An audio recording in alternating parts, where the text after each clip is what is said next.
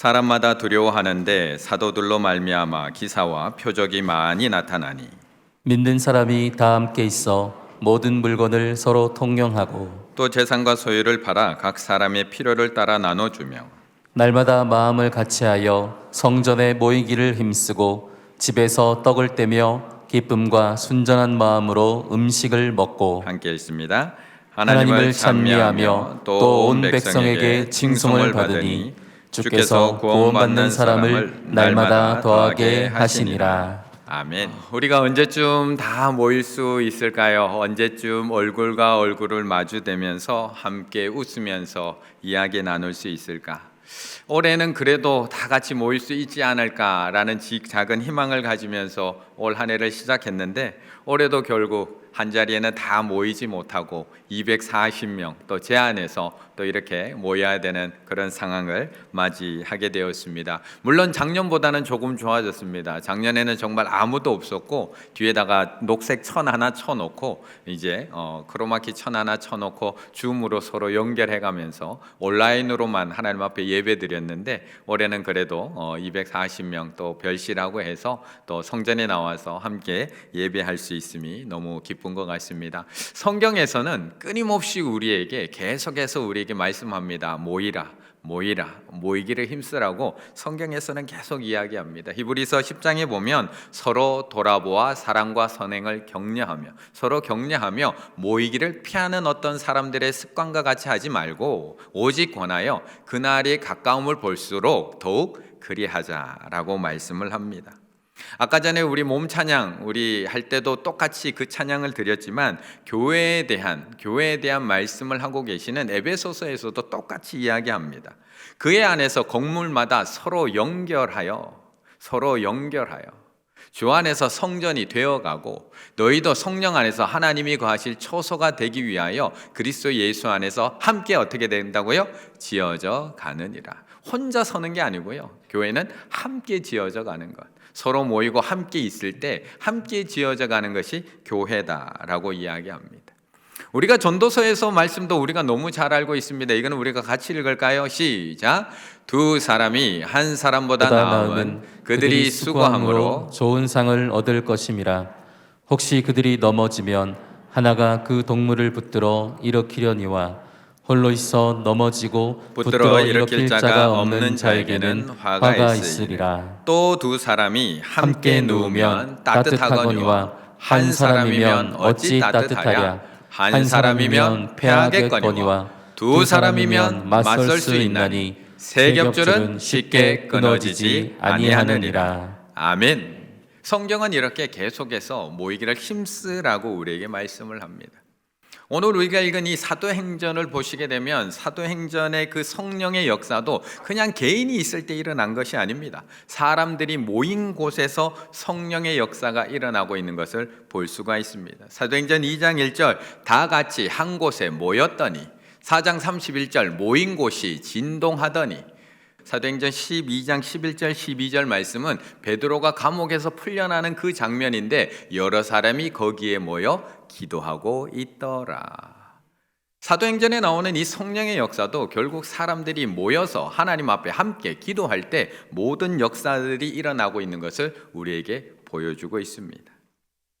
새해 우리 충일교회가 함께 모이기를 힘쓸 때 새로운 역사가 일어날 줄로 믿습니다. 모인 것이 진동할 줄로 믿습니다. 모여서 기도할 때에 코로나도 사라질 줄로 믿습니다. 모여서 부르짖을 때에 응답될 줄로 믿습니다. 모여서 찬양할 때에 회복될 줄로 믿습니다. 모여서 예배할 때에 무너진 것들이 다시 일어날 줄로 믿습니다. 다시 한번 일상할까요? 새해에는 모이기를 힘씁시다. 믿음의 사람들이 모이는 것 이렇게 중요합니다. 그렇다면 모이기만 하면 되는 걸까? 모이기만 하면 되는 걸까?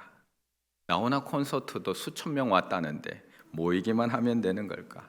한 자리에 모이기에 힘쓰기만 하면 되는 걸까? 사도행전 1장 14절의 말씀을 함께 있습니다. 시작. 여자들과 예수의 어머니 마리아와 예수의 아들과 더불어 마음을 같이하여 오로지 기도에 힘쓰더라. 아멘. 사람이 모이는 것 너무나 중요합니다. 지금도 이렇게 우리가 오랫동안 모이지 못하고 있다 보니까 얼마나 답답하고 얼마나 많이 아쉬운지 모릅니다.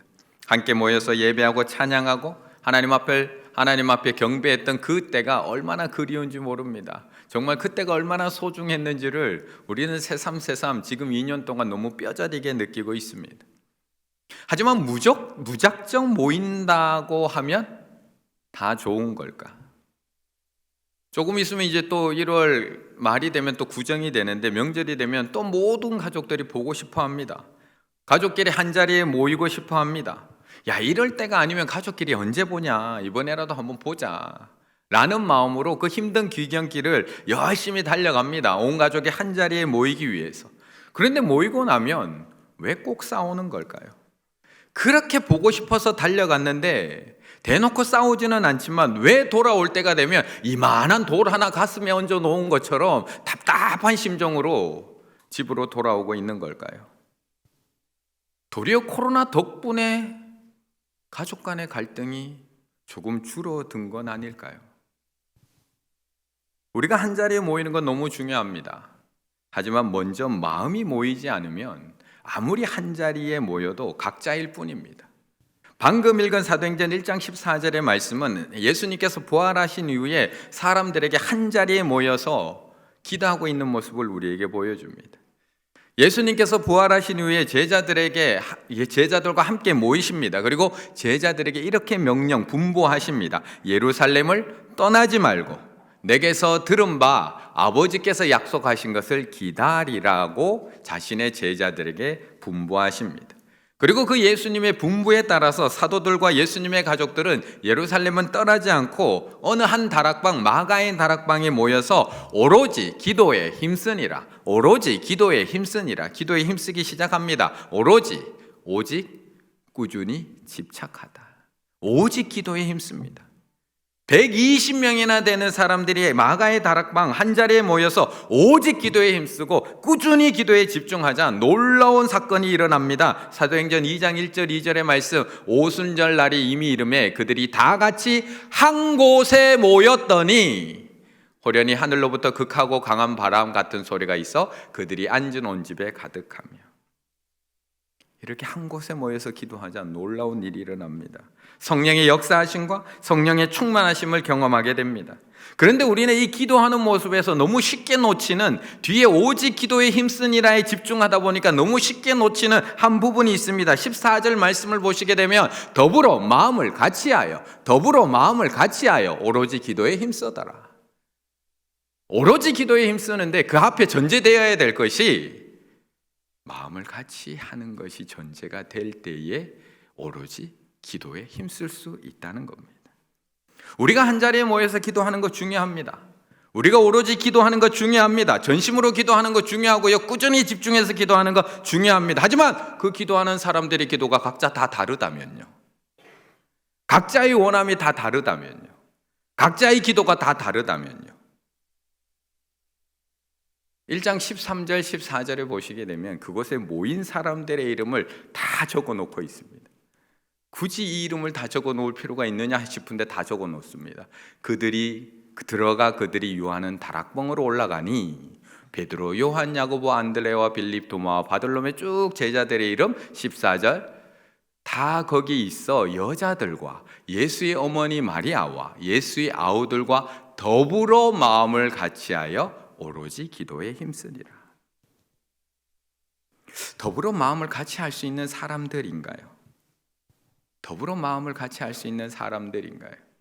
예수님이 십자가에서 죽기 전까지는 마음을 같이 할 수 있는 사람들일 것 같습니다. 그런데 예수님이 죽으실 때 13절에 나왔던 제자들은 다 도망가고 그 자리에 한 명도 없었거든요. 하물며 수제자 베드로는 예수님을 부인하고 도망갔습니다.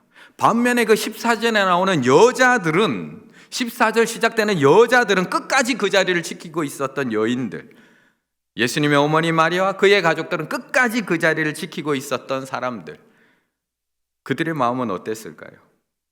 예수님이 예루살렘에 입성하고 사람들이 환호하고 왕으로 입성할 때는 그렇게 뒤따라가면서 예수님 하던 그 제자들이 예수님이 끌려가시는 데는 아무도 나서는 사람이 없습니다. 아무도 예수님에게는 죄가 없다고 소리치는 사람이 없습니다. 이 재판 불법 재판이라고 항변하는 사람 단 한 명도 없습니다. 그리고 예수님이 아무 힘 없이 십자가에 달려 돌아가시자 단 한 명도 보이지 않습니다. 이제 한 5년쯤, 내년 1월이면 이번 달이면 딱 5년이네요. 제 아버지가 돌아가신 지도 이제 딱 5년이 되었습니다. 5년 전 1월에 장례식을 치렀는데요. 많은 분들이 와서 위로해 주시고 기도해 주시고 또 예배 드려주시면서 많은 위로를 받고 많은 회복을 경험했었던 것 같습니다. 그런데 그렇게 마음이 아프고 힘든 일을 겪게 되면 참 한 명 한 명이 소중한데 늘 평상시에 그렇게 친했던 사람, 평상시에 그렇게 잘 지냈던 사람이 눈에 안 보이면 왜 그렇게 많이 생각이 날까요? 왜 안 왔을까? 분명히 이해는 되거든요. 바쁘니까 안 왔겠지. 급한 일이 있으니까 연락 못 했겠지. 생각은 되거든요. 하지만 섭섭한 게 사람이거든요. 섭섭한 게 사람이거든요. 오늘 이 송구 영신 예배가 있음에도 우리 조성원 목사님하고 교역자들은 부산까지 장례식 다녀옵니다. 왜요? 섭섭한 게 사람이거든요.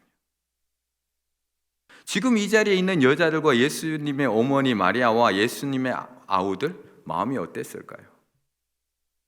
아무도 없었던 제자들. 그런데 14절 더불어 마음을 같이하여 오로지 기도에 힘쓰니라. 모이는 건 너무 중요합니다. 한 자리에 모여서 예배드리고 한 자리에 모여서 기도하는 것 중요합니다. 하지만 먼저 마음이 하나 되지 못하면, 더불어 마음을 같이 하지 못하면 아무리 모여서 기도해도 각자 기도할 뿐입니다. 아무리 한 자리에 모아놓아도 싸울 뿐입니다. 누구는 비가 오기를 기도하고, 누구는 비가 멈추기를 기도하고, 누구는 우리 집 아들이 이번에 합격하길 기도하고, 누구는 우리 집 딸이 합격하길 기도하고, 누구는 저 사랑기 좀 열어달라고 기도하고, 누구는 이 사랑기 열어달라고 기도하고, 각자 기도하고 있을 뿐입니다.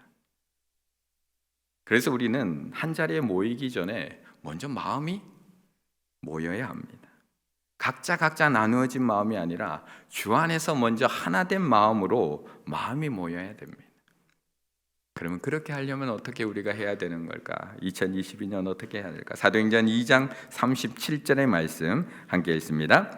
그들이 이 말을 듣고 마음에 찔려 베드로와 다른 사도들에게 물어 이르되 형제들아 우리가 어찌할꼬 하거늘. 아멘. 왜 우리들의 마음이 하나 되지 못하는 것일까? 주 안에서 우리들의 마음이 하나로 모여야 하는데 왜 우리들의 마음이 더불어 같이 하지 못하는 걸까? 저 사람 때문일까요? 또 제 손가락이 잘못 가면 또 누군가를 가르치면 저 사람 때문일까요? 이 사람 때문일까요? 남편 때문일까요? 아내 때문일까요? 그 인간 때문일까요? 도대체 누구 때문일까요? 인간은 범죄한 이후에 찔림이 없어졌습니다. 인간은 범죄한 이후에 찔림이 없어졌습니다. 범죄한 아담에게 하나님께서 나타나셔서 묻습니다. 내가 먹지 말라고 명한 그 나무 열매 네가 먹었니? 그럼 찔림이 있어야 됩니다. 찔림이 있고 회개가 있어야 되는데 창세기 3장 12절 아담이 뭐라고 대답하느냐? 아담이 이르되 하나님께서 주셔서 나와 함께 있게 하신 여자 그가 그 나무 열매를 내가 줌으로 먹었나이다. 찔림 단일도 찾아볼 수 없습니다. 아담만 그랬을까요? 하와는 안 그랬을까요? 13절 여호와 하나님이 여자에게도 또 묻습니다. 네가 어찌해서 이렇게 했느냐? 여자가 이르되 뱀이 나를 깨물어 내가 먹었나이다. 하와만 그랬을까요? 그의 아들 가인도 똑같습니다. 4장 9절 여호와께서 가인에게 이르시 가인에게도 똑같이 묻습니다. 내 아우 아벨 어디 있느냐? 그가 이르되 내가 알지 못하나이다. 단일도 찔림 없습니다. 내가 아우를 지키는 자니까. 인간은 범죄한 이후에 말씀이 주어졌을 때 찔림 없습니다. 핑계만 있을 뿐입니다. 마음의 회개 없습니다. 죄의 정가만 있을 뿐입니다. 저 사람 때문에, 저 인간 때문에, 친구 때문에, 자식 때문에, 물질 때문에, 직장 때문에, 학교 때문에, 교회 때문에. 요즘 너무 좋은 핑계 생겼죠. 코로나 때문에. 찔림 없습니다. 그렇다면 왜 예수 그리스도가 십자가에 못 박혀서 죽으신 걸까요? 저들을 위해서, 믿지 않는 저들을 위해서, 죄 많은 저들을 위해서, 저 인간을 위해서, 아니면 나의 죄 때문에? 누구 때문에 십자가에서 돌아가신 걸까요? 오늘 베드로로부터 예수 그리스도의 죽으심, 십자가의 복음을 들은 이스라엘 백성들은 이렇게 고백하고 있습니다. 그들이 이 말을 듣고 어디가 찔려요? 마음에 찔려. 마음에 찔려. 복음을 듣고 마음이 찔립니다. 그리고 베드로와 다른 사도들에게 물어 이르되 형제들아 우리가 어찌할꼬 회개하고 있습니다. 이날 세례를 받고 그리스도의 신도가 된 그리스도인이 된 신도가 3,000명입니다. 앞에 마가의 다락방에서 모였던 인원 120명, 그리고 오늘 변화된 인원 3,000명. 이들이 모여서 초대교회가 만들어집니다. 만약 이들이 먼저 하나님 앞에서 마음에 찔림이 없이 신도가 되었다면 초대교회가 어떻게 되었을까요? 3,000명이 먼저 예수 그리스도의 십자가 복음을 듣고 마음이 찔려서 우리가 어찌할꼬 하나님 앞에 회개 없이 3,000명 사람 많이 모였다고 좋아만 했다면 과연 초대교회는 며칠이나 갈 수 있었을까요? 우리는 성경에 나오는 고린도 교회 너무 잘 알고 있습니다. 바울이 세운 고린도 교회. 고린도 교회는 모든 것이 풍족했던 교회입니다. 단 하나도 부족한 것이 없었던 교회. 고린도전서 1장에 보면 거기가 얼마나 풍족했는지, 이는 너희가 그 안에서 모든 일 곧 모든 언병과 모든 지식에 풍족, 돈만 풍족한 게 아니고요, 설교 잘하는 목사님도 있었고요, 성경 공부 좋은 프로그램도 있었고요, 그리스도의 증거가 너희 중에 견고하게 되어 너희가 모든 은사까지도 부족함이 없이 우리 주 예수 그리스도 안에 나타나심을 기다립니다.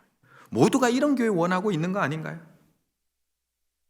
언변, 지식 풍족해서 매끄러운 설교가 매주 나오고 양육과 모든 훈련의 과정들이 풍성하고 모든 은사, 지혜의 말씀, 지식의 말씀, 믿음, 병 고치는 은사, 능력 행함, 예언, 영들 분별, 각종 방언들을 통역하며 은사들 풍족하게 원하고 계신 건 아닌가요?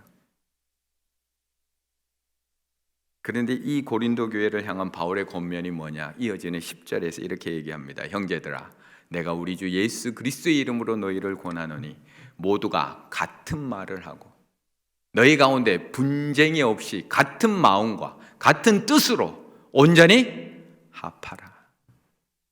합하라. 마음이 하나 되지 못하면 아무리 풍성한 은사가 있고 아무리 풍성한 교육이 있어도 다 필요 없다라고 이야기하고 있습니다. 좋은 설교는 넘치는데 내 마음에 찔림은 없습니다.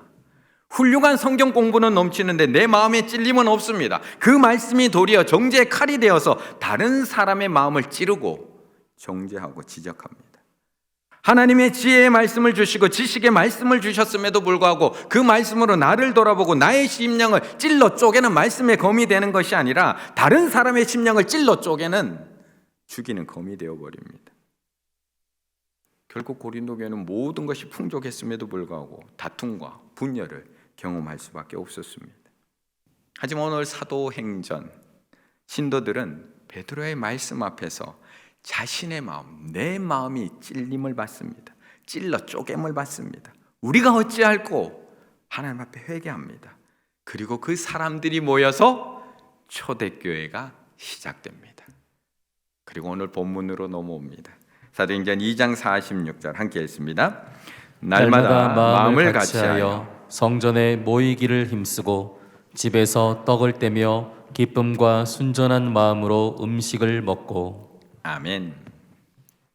마가의 다락방에 있던 예수님의 제자들과 그의 가족 120명, 그리고 베드로의 말씀을 듣고 찔려 회개하고 모인 3,000명, 3,120명, 이제 성전에 모이기를 힘쓰고 집에서 떡을 떼며 기쁨과 순전한 마음으로 음식을 먹으라고 말씀합니다. 그런데 그 앞에 붙어 있는 수식, 날마다 마음을 같이하여, 또 붙어 있는 겁니다. 날마다 마음을 같이하여.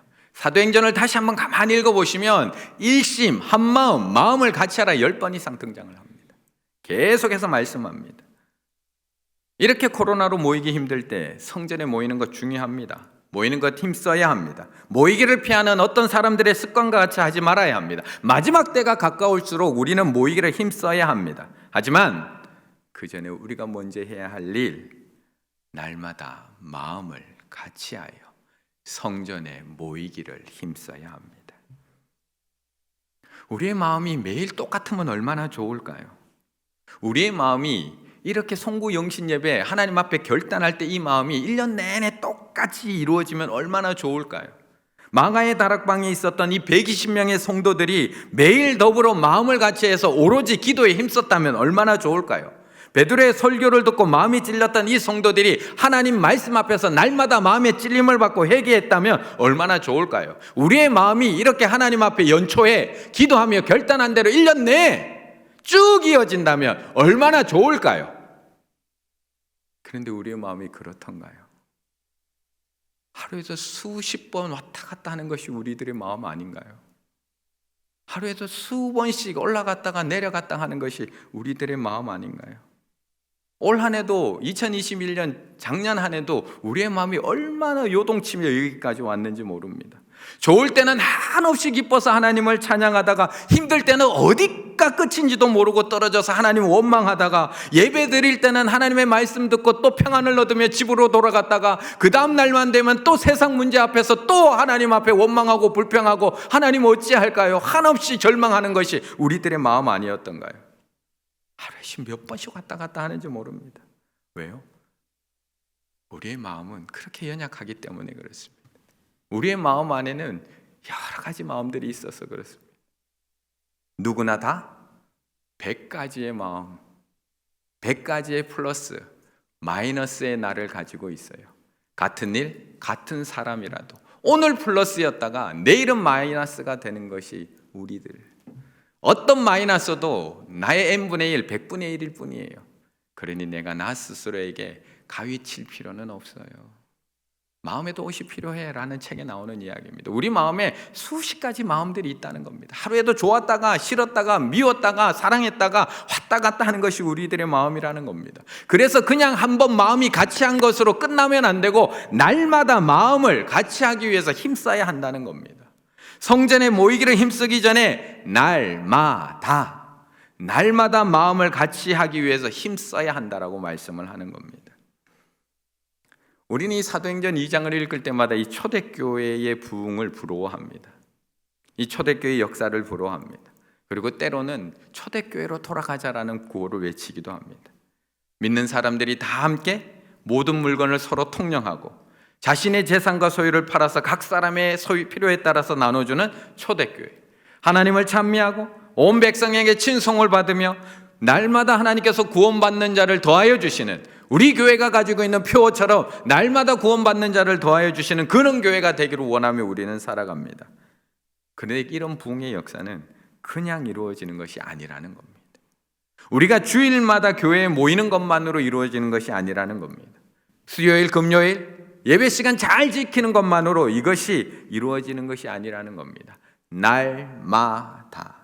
날마다 마음을 같이하여 성전에 모이기를 힘쓰고 집에서 떡을 떼며 기쁨과 순전한 마음으로 음식을 먹고 성전의 모임이 가정으로 연결되지 않으면 날마다 마음을 같이 할 수가 없습니다. 같이 할 수가 없습니다. 1시간 예배 드린다고 옆에 분 마음 아세요? 1시간 예배 드리고 돌아가신다고 옆에 분 이름이나 아세요? 무엇을 아세요? 결국 마음을 같이 해서 기도할 수 있는 것은 집에서 떡을 떼며 함께 음식을 먹고 기도의 제목을 나누고 거기까지 연결되지 않으면 이것이 이루어지지 않는다는 겁니다. 올해 우리 충일교회 표 뭐죠? 조금 긴가요? 다시 한번 해볼까요? 절 따라 해봅니다. 마음을 모으는 구역, 사랑을 나누는 교회. 마음을 모으는 구역, 사랑을 나누는 교회. 한 번만 더 해볼까요? 마음을 모으는 구역, 사랑을 나누는 교회. 아멘. 우리가 빨리 코로나 끝나고 하나님 성전에 빨리 모이고 싶어요. 하나님 빨리 코로나 종식되고 우리 다시 한번 이 자리에 모이고 싶어요. 우리는 그날을 꿈꾸며 기다리고 있습니다. 정말 하루속히 마스크 좀 벗고 얼굴과 얼굴을 마주하기를 원하고 있습니다. 마스크 벗고 찬양하고 마스크 벗고 마음껏 기도하고 마스크 벗고 마음껏 같이 좀 밥 좀 먹으면서 서로 이야기 나누고 싶은 것이 우리들의 마음입니다. 하지만 그 전에 우리의 마음이 하나가 되어 있지 못하면, 예수 그리스도로 하나로 모여 있지 않다면 그 기쁨이 얼마나 갈까요? 그 기쁨이 얼마나 갈까요? 마음이 하나 되어 있지 못한다면 그 간격 얼마나 갈까요? 코로나 이전에 마음껏 모일 수 있었을 때 그렇게 좋으셨나요? 차라리 코로나 덕분에 우리 갈등 사라진 거 아닌가요? 모이기만을 원하는 것이 아니라 그 전에 우리가 해야 될 게 있다는 겁니다. 우리는 코로나 이후 성전에 모이기를 힘쓰기 전에 먼저 날마다 마음을 모으기 위해서 애써야 합니다. 먼저 주 안에서 같은 마음을 품어야 합니다. 날마다 구역 식구들과 함께 같이 하기 위해서 힘써야 합니다. 나의 마음도 너의 마음도 아닌 예수 그리스도의 마음으로 하나 되기 위해서 날마다 힘써야 합니다. 사실 우리 충일교회에 등록하시고 교인이 된 모든 분들에게는 구역이 있습니다. 내가 몰라서 그렇지. 우리 교회 학교 아이들에게 부와 반이 있는 것처럼 우리 모든 성도님들에게는 구역이 다 있습니다. 단지 내가 안 하고 싶고 내가 관심이 없어서 그렇지. 일주일에 한 번 교회 와서 1시간 예배 드리는 것만으로 예수 그리스도의 마음으로 하나 될 수 없습니다. 그렇기에 구역이 있는 겁니다. 날마다 마음을 같이 할 수 있는 구역 식구들을 만나게 했고 그 안에서 서로 마음을 나누게 해놓았습니다.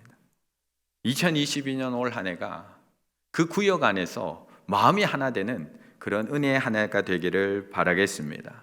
교우들과 날마다 마음을 같이 하기를 힘쓰시기를 바라겠습니다. 예수 그리스도의 마음으로 하나 되기 위해서 날마다 말씀을 나누며 말마다 같이 하기를 힘쓰시기를 바라겠습니다. 서로의 기도의 제목을 좀 알기를 힘쓰시기를 바라고, 서로의 눈물을 알기를 힘쓰시기를 바라고, 코로나 상황이 조금 풀려서 허락만 된다면 집에서 떡을 떼며 기쁨으로 순전한 마음으로 서로 같이 음식을 먹으며 내 삶을 나누는 마음이 하나 되기를 힘쓰시기를 바라겠습니다. 그렇게 우리의 마음이 예수 그리스도 안에서 같아질 때, 그렇게 같아질 때 우리 충일교회 안에는 사랑의 표적들로 넘칠 줄로 믿습니다. 모든 물건들을 통용하는 역사, 각 사람의 필요를 따라 나눠주는 역사, 서로의 눈물을 닦아주는 역사, 아픔과 상처가 치유되는 역사, 절망에 빠진 사람들이 일어나는 역사, 교회가 세상의 희망이 되는 역사, 온 백성들에게 칭송을 받는 역사, 구원받는 자가 날마다 더해지는 역사. 그 역사는 우리가 날마다 마음을 같이 하기 위해서 힘쓰고 애쓸 때 이루어지는 역사라는 것입니다. 2022년 올 한 해가 모든 성도들의 마음이 구역 안에서 날마다 모여진 그 마음들로 인해서 사랑의 역사들로 충만한 우리 충일교회가 되기를 간절히 바라겠습니다.